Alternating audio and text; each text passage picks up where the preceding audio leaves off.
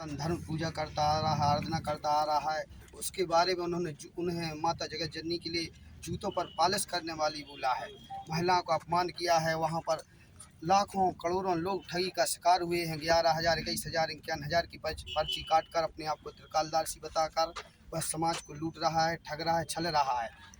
और वहाँ पर देखें, आप जा कर के देखें तो वहाँ पर 3-3, 4-4 साल की उसे म्यान दी जाती है कि तुम्हारे 3 साल बाद 2023 या 26 में या ठीक हो जाएगा। जब तक वह या मर जाता है या वो ऑटोमेटिक किसी दवा के माध्यम से ठीक हो जाता है। अपने आप को त्रिकालदर्शी कहने के माध्यम से समाज का शोषण कर रहा है। कई बार देखा गया है कि पंडोकर महाराज कहते हैं कि हमारे यहाँ सिद्धि है और हमारे यहाँ जो लोग आते हैं, जो भक्त आते हैं, उनकी मनोकामना पूरी होती है। उसके पास ना कोई सिद्धि है, ना कोई वह कालदर्शी है।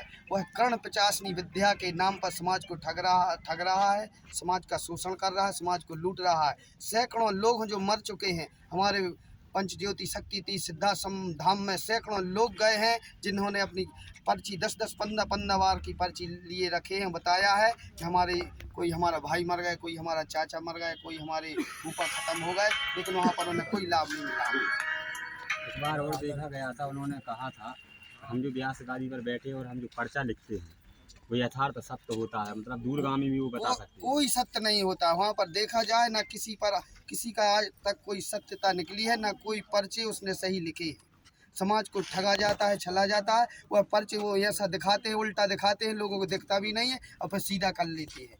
कोई समझ में नहीं आता, उसकी राइटिंग भी समझ में नहीं आती है। कितने बार ऐसे लोग जो भक्त वहाँ जाते हैं उसके बाद वो पर्चा लिखा जाता है, या क्या कारण है कि क्या किसी से जानकारी लेकर के इनकी जानकारी ली जाती है उनसे? वो पहले तो जानकारी हमारे उस पिता का नाम बल्दियत तो आधार कार्ड में रहती है। वो उसका नाम और पिता का नाम लिख लेता है, बाकी का उससे पूछ से वो लिख लेता है और समाज को गुमराह करके बता दिया था। उसके डर के मारे कोई बताता नहीं है कि उसमें क्या लिखा है। एक हमने उनकी खबर देखी थी, उनका लाइव चलता है, उसमें बताया गया था कि बागेश्वर धाम सरकार हैं जो उनके चाचा उनके दरबार में गए थे और दरबार में जाने के बाद जो उन्होंने बताया था कि इनका जो सत्य है जो हमने अपनी जो पर्चा बनाते हैं उसमें लिखा था। क्या ये सही है? नहीं, बिल्कुल गलत है। ये सब झूठ है। झूठ पाखंड फैला हुआ है। समाज को गुमराह कर रहा है, भटका रहा है। उससे अभी कोई ABCD भी मालूम नहीं धर्म के बारे में कि धर्म क्या है, अधर्म क्या है।